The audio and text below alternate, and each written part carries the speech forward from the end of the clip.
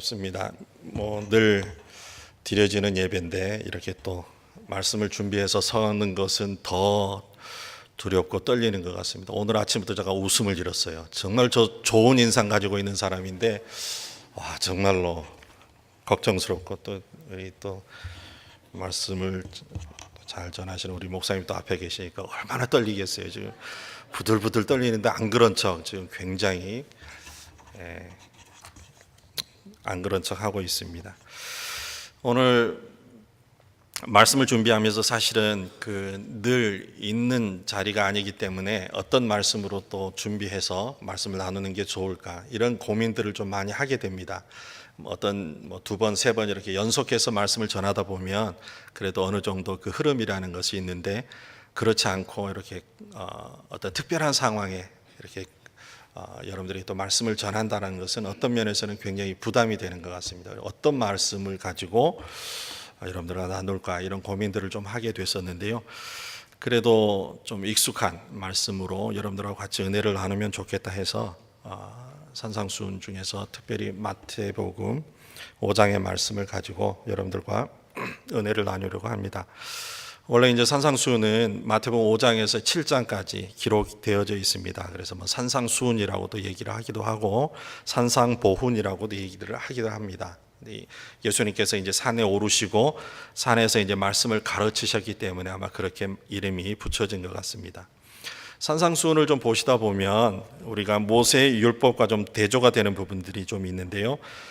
모세의 율법들은 그 율법을 받을 때 그 모습들을 보게 되면 굉장히 하나님께서 모세라는 한 지도자를 불러서 제한적으로 그리고 굉장히 엄격하게 하나님의 말씀을 전달했던 것을 보게 됩니다. 하지만 산상수훈은 좀 개방적이고 자연스럽게 언덕과 같은 산에서 제자들과 또 무리들이 모여 있는 곳에서 예수님께서 제자들을 부르시면서 말씀을 전하셨던 것이기 때문에 굉장히 자연스럽고 또 개방적인 그런 자리에서 말씀을 전했습니다.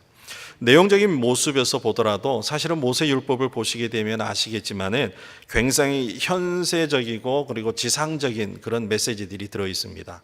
그래서 모세로부터 비롯되어진 하나님의 그 약속들, 그것이 그 후손들을 통해서 이스라엘 백성들을 통해서 어떻게 나타날 것인가에 대한 그런 어떤 기대감을 갖게 하는, 이 땅에서 그런 축복들이 임하실 것에 대한 기대감을 갖게 하는 그런 메시지라면 사실 산상수훈은 좀 내세적인 그러면서도 천상적인 그런 의미들을 내포하고 있습니다. 오늘 산상수훈의 그 첫 부분은 그래서 그 축복론으로 시작을 합니다. 하나님의 자녀들은 하나님의 복을 받은 사람들입니다.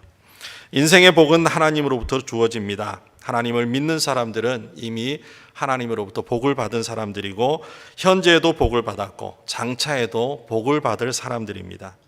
산상수훈의 8가지 복에 대해서 말씀이 있는데 그 축복의 본질들이 사실은 어떤 육체적인 조건보다는 오히려 영적인 상태와 밀접하게 연관이 되어져 있다는 것이 이 산상수훈이 가지고 있는 커다란 특징 중에 하나입니다.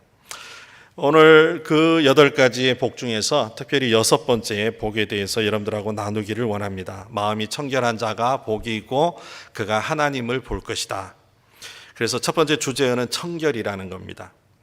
이 청결함이라는 것, 그 헬라어를 좀 들여다보게 되니까 이 한 단어에 대해서 여러 가지로 이제 번역을 해서 좀 차별해서 번역을 한 걸 볼 수가 있습니다. 개역 한글판을 제외하고는 우리나라 성경에는 주로 이제 깨끗하다라는 말로 번역을 하고 있어요. 공동 번역이라든지 새 번역, 현대인의 성경에서는 그렇게 얘기하고 있고 그 영어 성경에서 pure라는 단어를 쓰고 있습니다. 그리고 일부 성경에서는 clean이라는 단어를 쓰고 있는 걸 보게 됩니다. 이 clean이라는 단어는 사실은 현대 사회의 가장 커다란 어떤 그 의제 중에 하나인 것 같습니다. 현재 지구상에서 가장 중요한 국가 간의 의제가 있다면 어떤 전쟁의 부분이라든지 정치나 경제적인 문제보다는 사실은 이런 클린, 자연 환경 보존에 대한 그런 어떤 의제가 더 많은 관심을 갖는 것 같습니다. 왜냐하면 이 클린이라는 문제가 지구의 장래의 그 운명과 굉장히 밀접한 관계가 있기 때문에 그런 것 같습니다. 1989년도에 제44차 유엔 총회에서 아주 중요한 결의를 하게 되었는데요. 그것이 뭐냐 하면 92년도 6월에 유엔 환경개발회의라는 것이 브라질의 리오에서 열릴 것을 개최할 것을 결의한 내용입니다. 그래서 이 92년도 이제 그 브라질 리오에서 이 환경개발회의가 이제 개최가 되는데요. 여기에서 리우 선언이라는 것이 이제 채택이 되게 되는데요.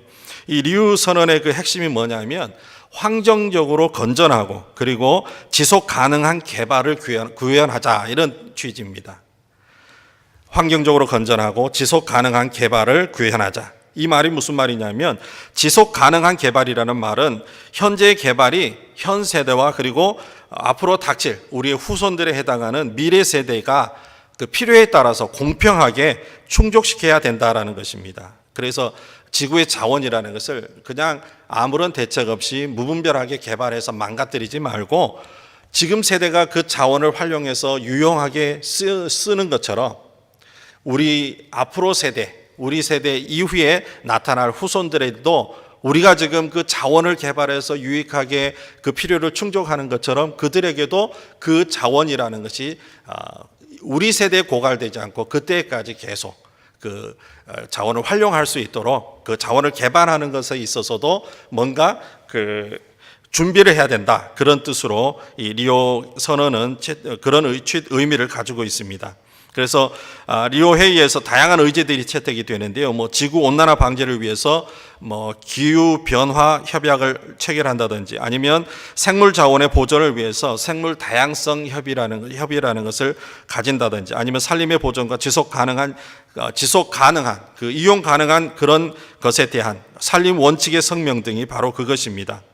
지구의 클린 문제를 다룬 이 환경 협약이라는 것, 그것은 그 리우 협약 외에도 170여 가지가 있습니다. 1985년도에 오존층 보호를 위해서 비엔나 협약이라든지 그다음에 오존층 파괴를 하는 그 물질들이 있습니다. 그것을 생산하고 그 소비하는 것에 있어서 그것을 좀 감축해야 된다, 이런 의미에서 몬트리올 의정이라든지 그 외에도 등등의 1989년도에 스위스 바젤에서 체결된 바젤 협약 같은 경우는 이 땅에서 그 자원을 개발하다 보면 유해 폐기물들이 발생하게 되는데 그런 것들을 국가 간에 이동하는 것에 있어서라든지 그런 것들을 철저하게 어떤 그 관리를 해야 된다, 이런 의미에서 바젤 협약 같은 것이 체결이 되게 되어서 지구 환경에 대한 그리고 이 지구를 더 깨끗하게 우리가 보존하자라는 의미로 여러 가지의 많은 노력들이 진행되고 있는 것을 알 수가 있습니다. 이처럼 지구 환경의 문제는 그런 어떤 그 국가 간에 있어서의 어떤 협약뿐만 아니라 사실은 국제 무역이라든지 상거래 중에서도 사실은 중요한 이슈가 되고 있습니다. 이전에는 이제 물건을 만들 때 사실은 필요에 따라서 그 용도에 맞게끔 물건을 만들거나 아니면 그 물건들이 사람들이 요구하는 것만큼 저 다양한 어떤 그 디자인이나 기능을 가지고 물건들이 생산이 됐었습니다. 그러나 그것에 멈추지 않고 이제는 그것이 그 환경이라는 거죠. 그것이 쓰고 그리고 나중에 폐기되는 과정에 있어서 그것이 제대로 그 환경에 해를 끼치느냐 끼치지 않느냐에 따라서 그 기업들이 평가를 받게 되는 그런 시스템으로 점점 발전하고 있는 것을 보게 됩니다. 그래서 여러분들이 흔히들 이제 그 상품들 광고들을 좀 접하다 보면 흔히 듣는 단어들이 몇 가지가 있지 않습니까? 클린이라든지 그린이라든지 또는 청정 또는 무공해, 이런 단어들을 이제 많이 접하게 되는데 기업들이 그리고 국가들이 지금 염려하고 있는 지구의 어떤 미래 그리고 자원에 대한 어떤 개발에 있어서의 그런 어떤 지구의 깨끗한 지구를 만들기 위한 그런 노력들을 사실은 볼 수가 있습니다. 그렇게 많은 어떤 시도들이 있고 그 상품을 개발하고 어떤 그 광고하는 데 있어서도 그런 어떤 그 무공이라든지 청정이라든지 이런 말들이 선호될 수밖에 없는 것은 지구의 운명이 그만큼 위태롭기 때문에 그렇다라는 거예요. 어떤 학자들은 앞으로 100년 후에는 지구상에 사람이 살만한 곳은 사실은 남극 대륙밖에 없다라고 얘기하는 사람들도 있습니다. 청결의 문제가 바로 지구 운명이 달린 참으로 중요한 문제입니다. 사실 이 클린의 문제가 지구의 운명뿐만 아니라 사람들의 어떤 문화 생활의 척도에 있어서도 굉장히 중요한 역할을 합니다. 얼마나 깨끗하게 사는가, 깨끗한 공기를 마시고 그리고 깨끗한 어떤 물을 마시고 깨끗한 집에 사는 것, 우리는 그것을 어떤 우리의 문화 생활의 하나의 척도로 삼고 있습니다.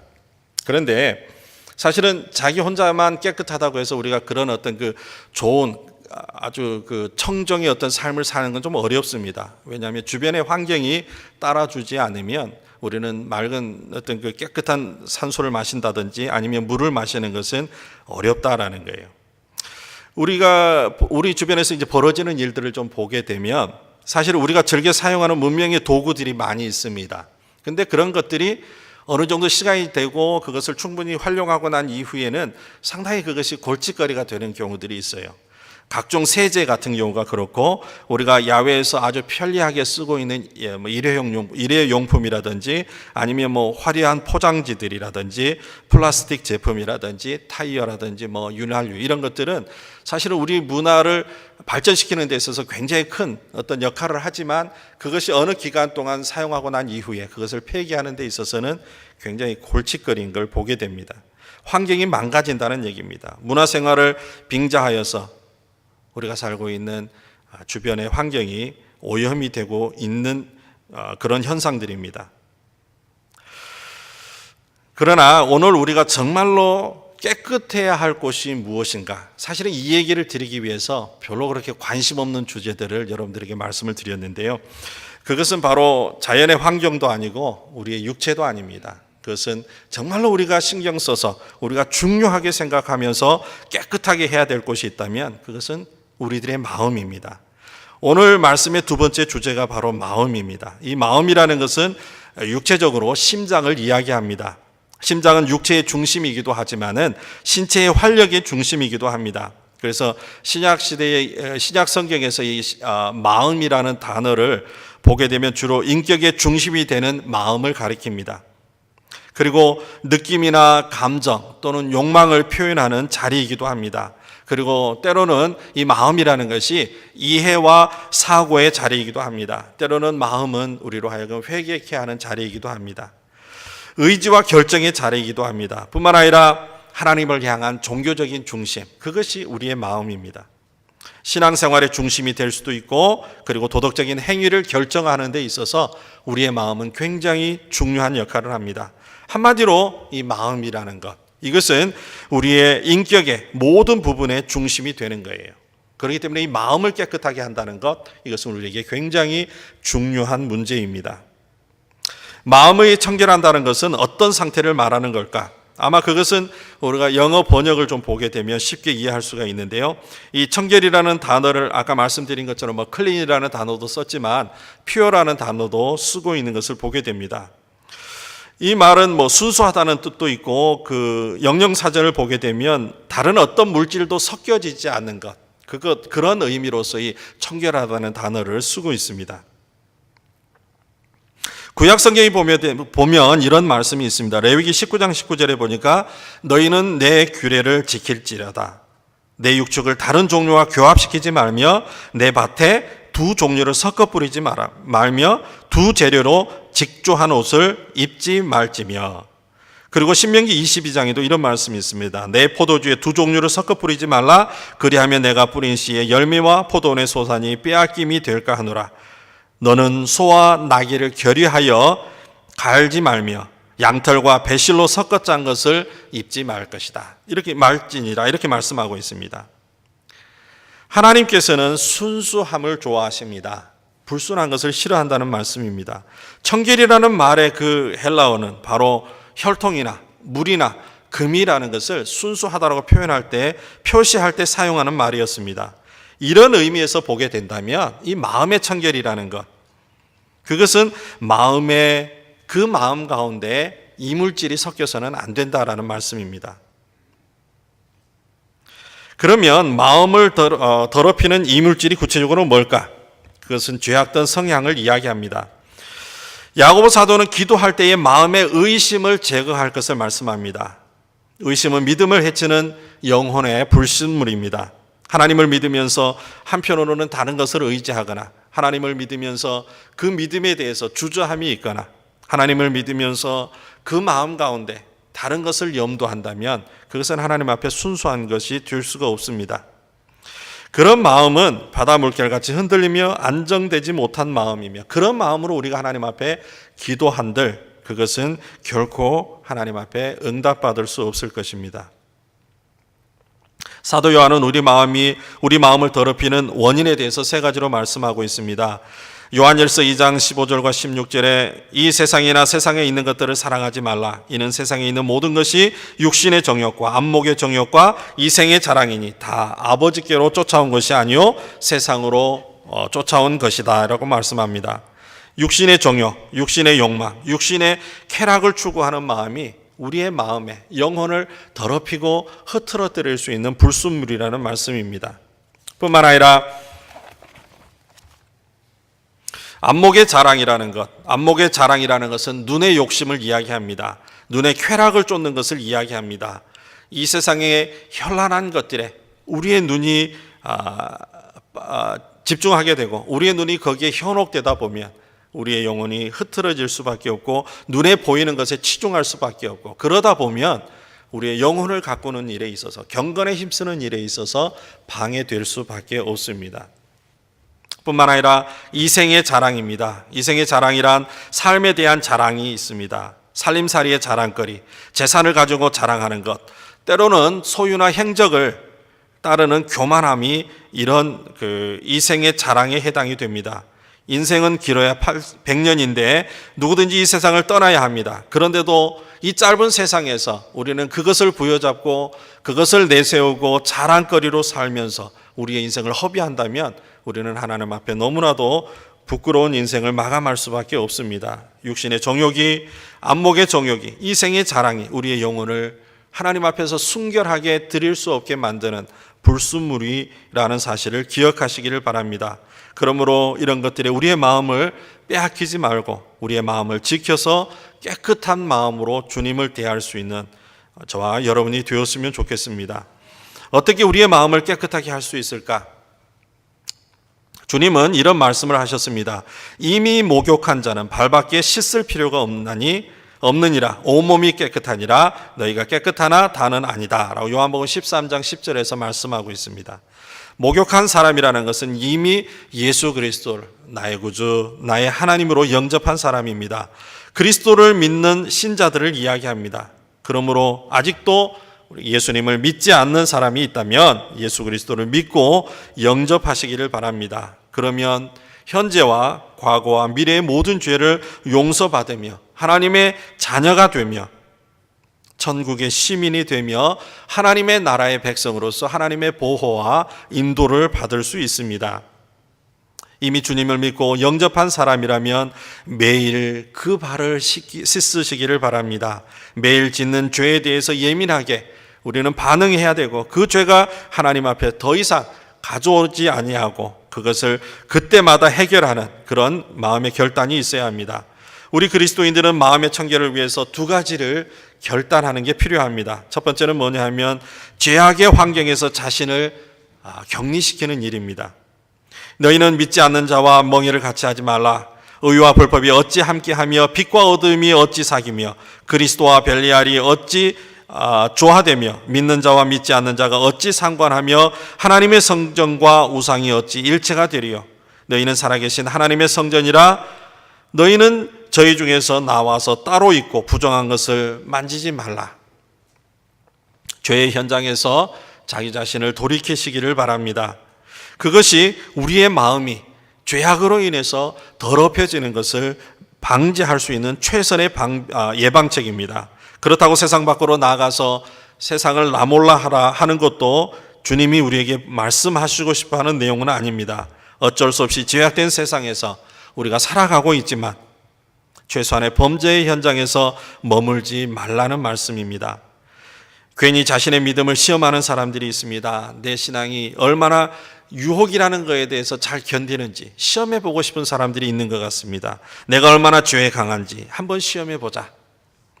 그래서 일부러 죄의 현장에 접근하고 싶어 하는 사람들이 있는데 사실은 그러다가 망한 사람들이 세상에 허다하다는 사실을 기억하시기를 바랍니다. 둘째로 하나님께 죄를 자복하고 회개하는 그런 결단을 하실 수 있는 시간이 되었으면 좋겠습니다. 첫째는 예방하는 거라면 둘째는 우리의 마음을 더럽혀진 우리의 마음을 치료하는 방법입니다. 일단 죄에 감염이 된다면 그 죄에 대해서 우리는 분명하게 치료해야 합니다. 어떻게 치료합니까? 하나님께 자복하고 회개하면 우리의 죄가 씻음을 받을 수 있습니다. 성경은 이렇게 말씀합니다. 만일 우리가 우리 죄를 자백하면 저는 미쁘시고 의로우사 우리 죄를 사하시며 모든 불의에서 우리를 깨끗게 하실 것이다. 회개하고 주님을 의지하면 주께서 우리의 죄를 씻어 주십니다. 영혼이 깨끗해집니다. 그러므로 죄를 지었다고 오히려 이 귀양 베린 몸 내가 하나님 앞에 가서 뭐 하겠는가? 그러지 말고 죄가 느껴질 때마다, 그 죄가 무거워질 때마다 주님께로 돌이킬 수 있는 성도들이 되시기를 바랍니다. 오히려 죄를 지을수록 더 하나님께 와야 합니다. 그래야만 더 깨끗하게 치료받을 수가 있는 것입니다. 오늘 마음을 청결케 하셨다면 죄에 대해서 우리 자신들을 격리하시기를 바랍니다. 오늘 마음이 죄에 오염되었다면 즉시 그 죄에 대해서 자복하고 회개하시기를 바랍니다. 그러면 영혼의 청결을 우리는 유지할 수가 있습니다. 어떻게 하든지 항상 마음의 그 청결함을 유지하는 저와 여러분이 되었으면 좋겠습니다. 마음이 청결한 자가 받을 복은 하나님을 보는 것입니다.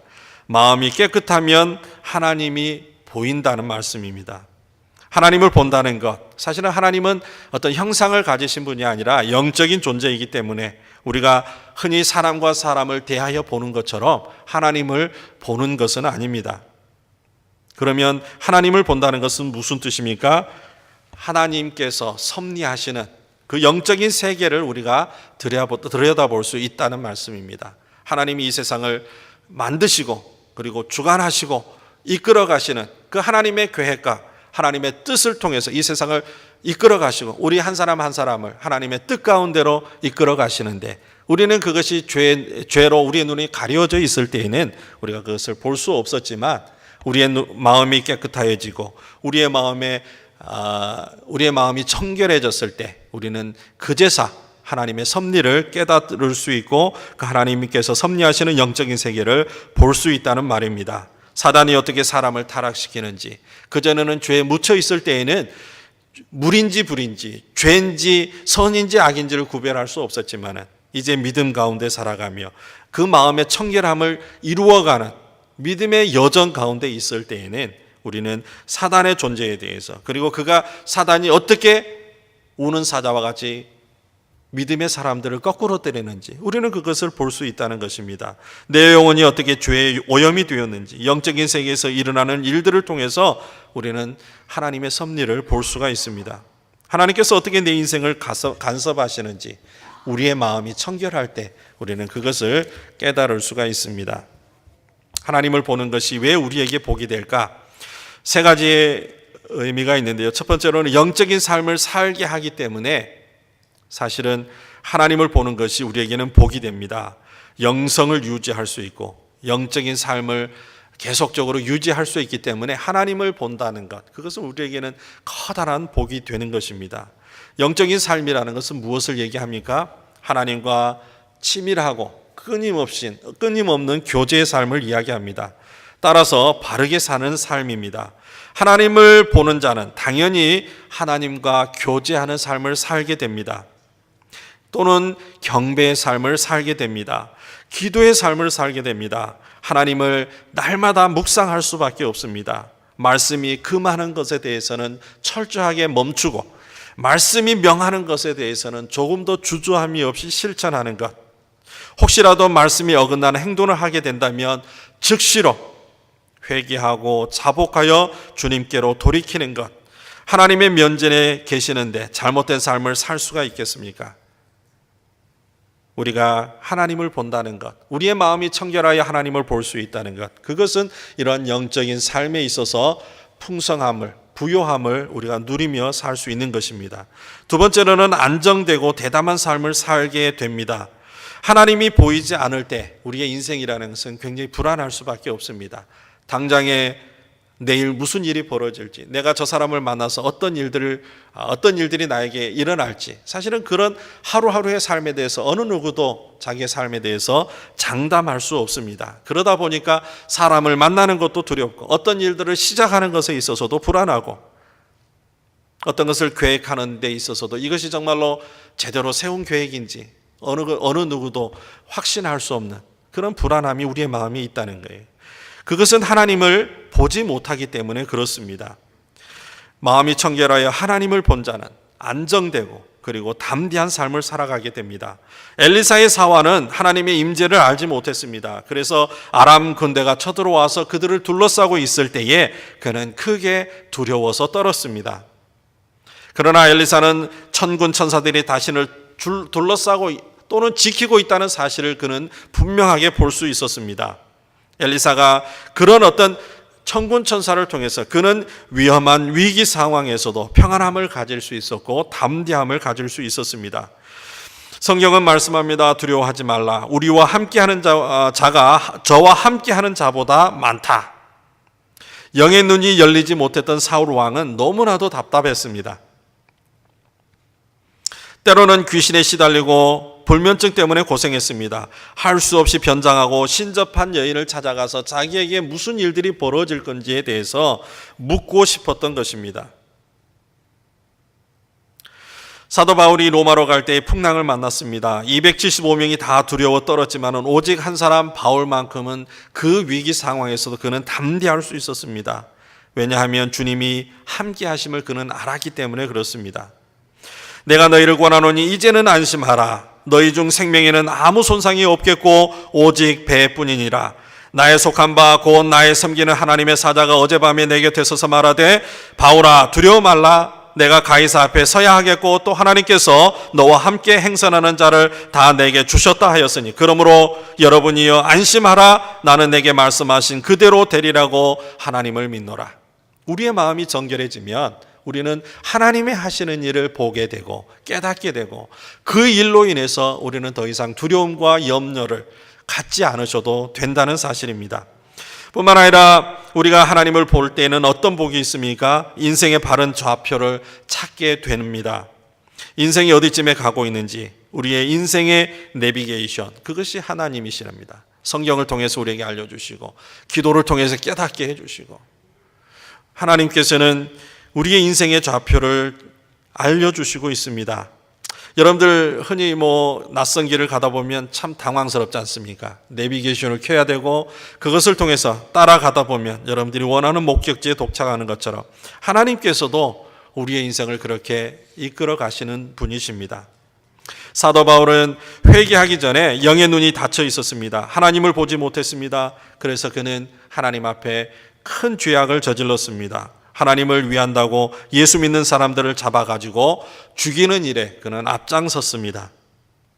자기가 가장 잘난 신자인 줄 알았습니다. 나중에 눈에 비늘이 벗겨진 후에는 자신이 얼마나 잘못된 삶을 살았는지를 깨닫게 되었습니다. 하나님을 보는 자와 하나님을 보지 못하는 자의 삶은 이와만큼 다르다라는 사실입니다. 여러분들의 삶에 있어서 여러분들은 어떻습니까? 하나님을 보시고 하나님을 만나고 하나님을 깨닫고 살아가고 있습니까?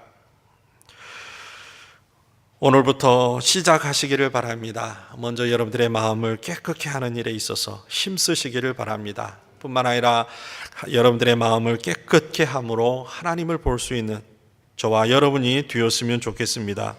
클린의 주제는 21세기의 지구 운명의 주제입니다. 인생의 주제가 되어야 합니다. 특히 우리가 필요한 것은 마음의 청결입니다. 죄에 오염되지 않는 마음의 순결을 유지하는 것, 그것은 그리스도인에게 있어서 굉장히 중요한 문제입니다.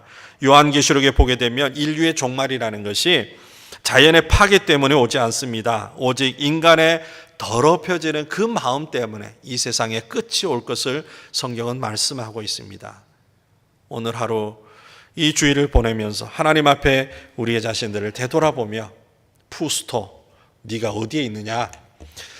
너의 마음 가운데 너의 마음에 무엇이 있는지를 다시 한번 들여다보고 하나님 앞에 정말로 우리의 마음을 비우고 성령으로 채우고 하나님의 마음으로 채워서 오늘도 정결함으로 주님을 만나고 동행하고 우리의 삶을 이끌어 가시는 그 주님의 발자취를 따르는 저와 여러분의 삶이 되시기를 축원합니다.